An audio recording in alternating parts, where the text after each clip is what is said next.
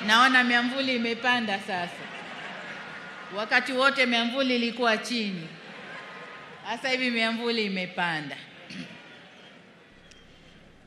Sasa kwa kuwa mcheza kwao hutunzwa, mimi na wenzangu, na baada ya kuangalia uchumi ulivyopanda, na umepanda kwa sababu ya nguvu zenu wafanyakazi,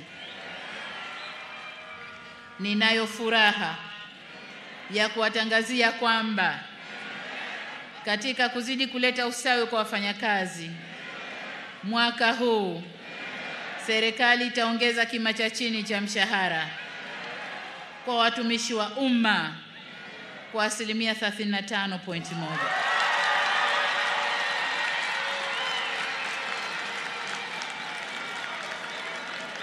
Wafanyakazi oye! Mshikamano, solidarity. Aya, tusikilize. Nyongeza hii itakayoanza kutumika mwezi Julai mwaka huu itaongeza kima cha chini cha mshahara kutoka shilingi 370,000 hadi shilingi 500,000.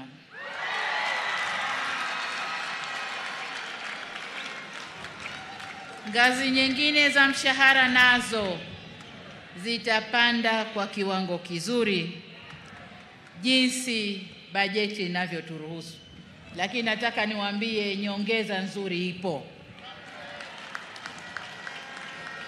Kwa upande wa sekta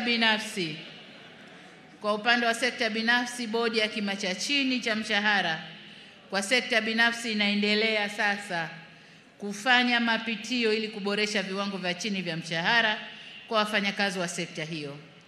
Pamoja na kazi inayofanywa na bodi hiyo, naendelea kuvihimiza wizara na vyama vya wafanyakazi kufanya majadiliano na waajiri ili kutekeleza mikataba ya hali bora ya wafanyakazi katika sekta binafsi, waendane sambamba na wenzao ya sekta ya umma. Ndugu wafanyakazi, ahadi yetu serikali kwenu kwamba tutaendelea kuboresha mazingira ya kazi yakiwemo maslahi ya wafanyakazi kadri hali ya uchumi itakavyoruhusu. Wafanyakazi oye! Solidarity, mshikamano. Ndugu wafanyakazi, nimalizie kwa kuwapongeza tena wafanyakazi wote nchini kwa kuadhimisha sikukuu hii, na ninawashukuru kwa mchango wenu adhimu katika ujenzi wa taifa letu. Kuijenga nchi yetu ni jukumu letu sote. Hivyo hatuna budi kuimarisha umoja na mshikamano wetu. Aidha, niwakumbushe kwamba ili tuweze kujenga vyema taifa letu ni lazima tulinde amani na utulivu nchini. Nataka nirudie hapa. Wafanyakazi oye! Naomba tusikilize hili. Ili tuweze kujenga vyema taifa letu ni lazima tudumishe na tulinde amani na utulivu nchini. Kwa namna yeyote ile, tusitoe fursa kwa vyama vya wafanyakazi kutumika kuichafua nchi yetu. Historia ya vyama vya wafanyakazi ni vyama vilivyoleta vuguvugu la uhuru wa nchi hii. Sasa tusijibadilishe tukawa vyama vya kusaliti uhuru wetu tulioutafuta kwa nguvu kubwa. Niwaombe sana viongozi wa vyama vya wafanyakazi mkalisimamie hilo.